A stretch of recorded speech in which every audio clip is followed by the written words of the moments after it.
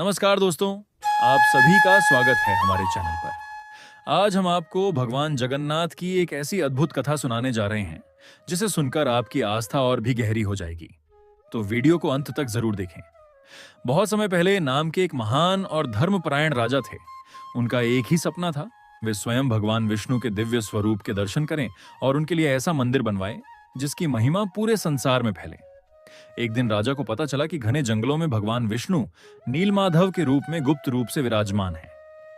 उन्होंने अपने विश्वसनीय ब्राह्मण को उनकी खोज में भेजा। कई दिनों की कठिन यात्रा के बाद विद्यापति एक आदिवासी प्रमुख के पास पहुंचे। विश्ववसु प्रतिदिन गुप्त स्थान पर जाकर नीलमाधव की पूजा करते थे, लेकिन उन्होंने उस स्थान का रहस्य किसी को नहीं बताया। काफी आग्रह के बाद विश्ववसु विद्यापति को साथ ले जाने के लिए तैयार हुए, लेकिन उनकी आंखों पर पट्टी बांध दी। बुद्धिमानी से विद्यापति ने रास्ते में सरसों के दाने गिरा दिए।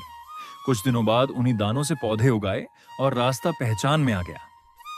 जब राजा इंद्रद्युम्न उस स्थान पर पहुंचे तब तक भगवान नीलमाधव अदृश्य हो चुके थे। राजा अत्यंत दुखी हुए और उन्होंने कठोर तपस्या शुरू कर दी। तभी आकाशवाणी हुई, हे राजन, समुद्र से एक दिव्य काष्ठ लकड़ी निकलेगी, उसी से मेरा नया स्वरूप बनवाओ।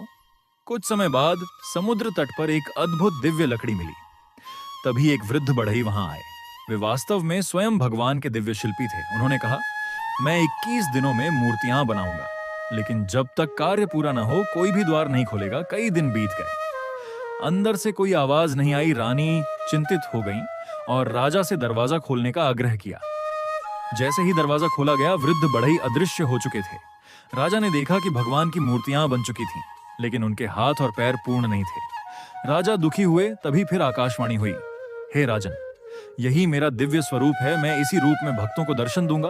तभी से भगवान जगन्नाथ, उनके बड़े भाई बलभद्र और बहन सुभद्रा इसी अनोखे स्वरूप में विराजमान हैं। आज करोड़ों श्रद्धालुओं की आस्था का केंद्र है। हर वर्ष निकलने वाली में लाखों भक्त भगवान के रथ को खींचते हैं।